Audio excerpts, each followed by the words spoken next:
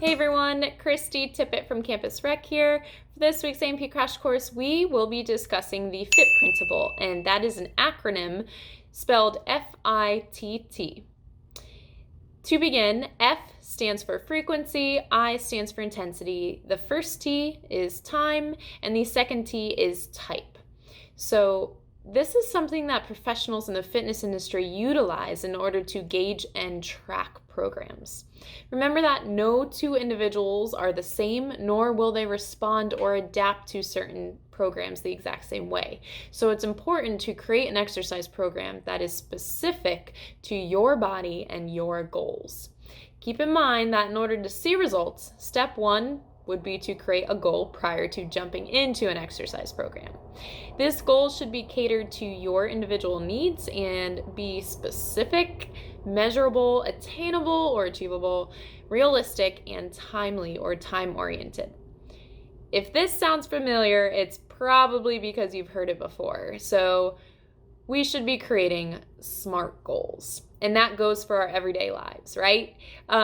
Shameless plug here, we did create a blog post about creating SMART goals and what they are. So if you head on over to recreation.georgetown.edu, click on the little About tab, and then you'll see the blog option, and you can check out that blog post.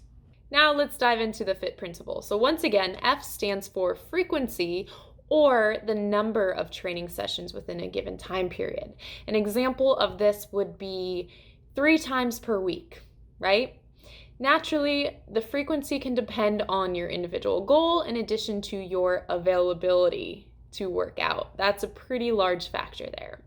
Moving on, we have I, or intensity, and this is the level of demand that a given activity places on the body. So there are a number of different ways you can actually measure intensity, and I encourage you to check out another blog post that we wrote about intensity. So feel free to log back on to that website and check that blog post out as well.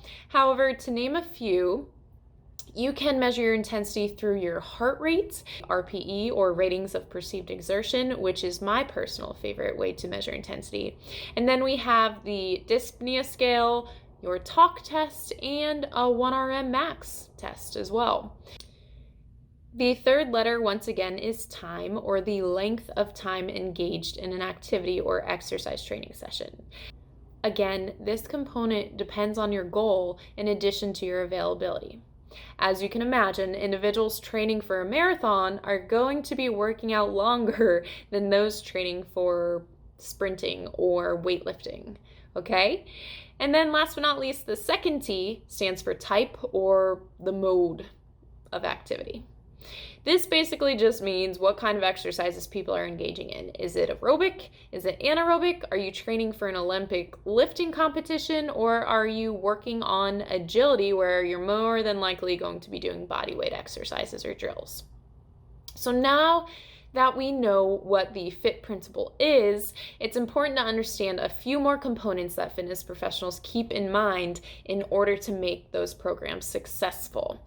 And this is going to circle back to that SMART goal, ensuring that your program is both realistic and attainable for you.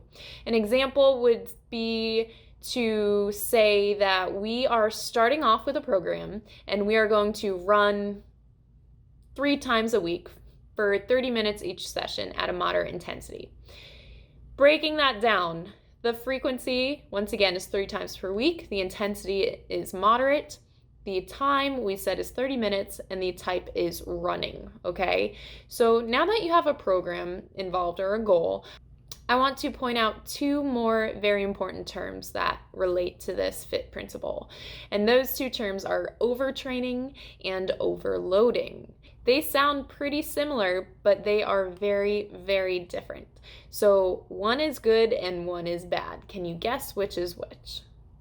If you said that overtraining is bad and overloading is good, you would be correct. So overtraining is excessive frequency, volume, or intensity of training, which typically results in fatigue, which can also be caused by lack of R&R or rest and recovery, right? This can easily happen if you try to adjust too many components within your FIT principle at one time. So for example, if you realize that it's time to increase the challenge, seeing as your body hasn't been increasing in performance at all, and you've already adapted to your current routine, you typically want to stray away from changing too many things at one time, like increasing not only the number of days you're working out, but also increasing the intensity and the amount of time you're working out as well, all at one time. This can lead to overtraining, which can further lead to injury and decrease in exercise performance, which naturally we do not want that. So there are many different signs and symptoms of overtraining, including an elevated resting heart rate and or blood pressure, a decrease in exercise performance over 7 to 10 days, disturbed sleep patterns, muscle soreness or irritability, reduced motivation and adherence, among quite a few other things as well. So rather than overtraining, we want to dive into the overload principle. The overload principle is the idea that to create physiological changes, an exercise stimulus must be applied at an intensity greater than the system is accustomed to receiving. This increased stimulus results in the system adapting to increased demands, which then provide us with the desired change that we are looking for. So when the body is not overloaded, it doesn't change, right? Think about if you were doing the same thing every day. Your body gets used to that routine and it won't change because you have not brought anything new or challenging for the body to actually adapt to. Please keep in mind that this will not happen overnight. It takes time. Again, our goal is to find a healthy balance between changing up our routine without changing too many components at one given time. For example, maybe we would like to keep the same intensity, time, and type of exercise, but we bump up the frequency to 4 or 5 days per week.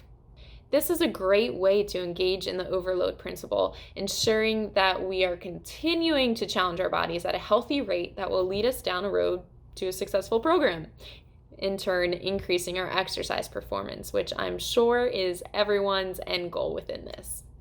So there you have it. That is the FIT principle. I hope we all learned something new and that you guys enjoyed the video. Be sure to like and comment below if you did, or feel free to comment with something that you would like me to cover next week. I would absolutely love to hear from you, and I encourage you to do so.